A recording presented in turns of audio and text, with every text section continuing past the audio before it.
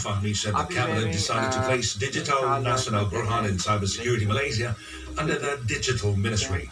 Also placed under the Digital Ministry is the Malaysian Administrative Modernization and Management Planning Unit, while the Malaysian Communications and Multimedia Commission remains with the Communications Ministry. MIMOS Berhad, which was under the Prime Minister's Department, would return to the Science, Technology and Innovation Ministry. And now a look at the latest flood situation. The number of flood victims in Johor dropped significantly, but Pahang registered a slight increase last night as 8,586 flood victims remained at 76 temporary flood relief centers, or PPS, compared with 9,215 recorded in the afternoon yesterday. And according to the National Disaster Management Agency in Johor, a total of 7,025 flood victims are housed at 53 PPS in 6 districts. Over in Pahang, 1,561 flood victims are at 23 PPS in 3 districts, compared with 1,501 in the afternoon yesterday, namely in Pekan, Rompin and Maran. Meanwhile, observations at the Drainage and Irrigation Department telemetry station showed that several rivers in Johor remain at the danger level, like Sungai Johor in Kota Tinggi and Kulai, as well as Sungai Endau in Klang. Now, rivers that are at the danger level in Pahang are Sungai Pahang in Maran, Bera and Pekan, as well as Sungai Rompin in Rompin. The Civil Defense Force is targeting to get 10,000 individuals to join the Civil Servant Volunteer Team this year.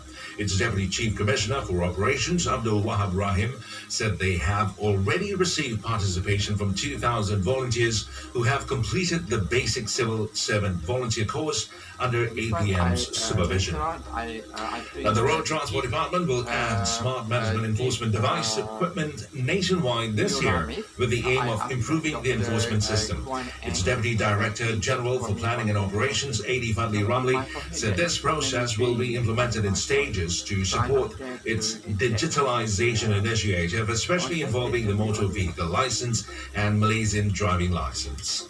Well, Sirhead Palestinians hailed South Africa for bringing Gaza genocide case.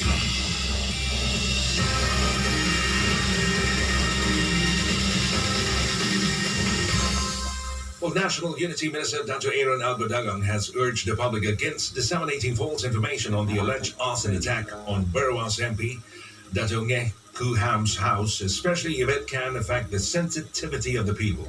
While waiting for further investigation and legal action to be taken, he also urged the community to continue to strengthen peace, community resilience, and security together.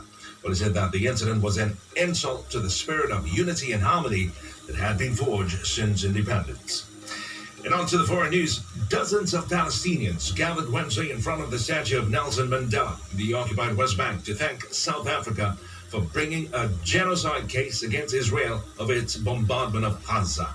The crowd waved Palestinian flags, listened to speeches and held signs saying, "Stop the genocide," and "Thank you, South Africa." Now, hearings at the UN Stop Court will begin on Thursday, with South Africa hoping the judges will compel Israel to halt its bombardment.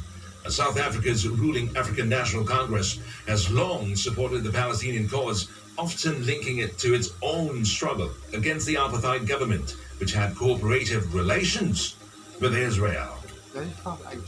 Meanwhile, Jordan's King Abdullah II, Egyptian President Abdel Fattah el-Sisi, and Palestinian leader Mahmoud Abbas called Wednesday for pressure to be maintained for a ceasefire in the Israel-Hamas war and to protect Palestinian civilians. The three leaders had gathered for a summit in the city of Aqaba on Jordan's Red Sea coast to discuss the 3-month-old war. They had, quote-unquote, reiterated the need to maintain pressure to push for ending the Israeli aggression on Gaza and protecting unarmed civilians. Well, separately, the Palestinian Red Crescent Society said an Israeli strike on an ambulance in the central Gaza Strip on Wednesday killed 4 medics and 2 other people inside the vehicle. The organization said in a statement there were 6 martyrs as a result of the Israeli army targeting of the ambulance in Deir al-Balah, adding that 4 were emergency team members. Now, it said the ambulance had been on Salah al-Din Road, a highway running north-south through the Gaza Strip that has in the past been used by thousands of Palestinians fleeing the Israeli military advance.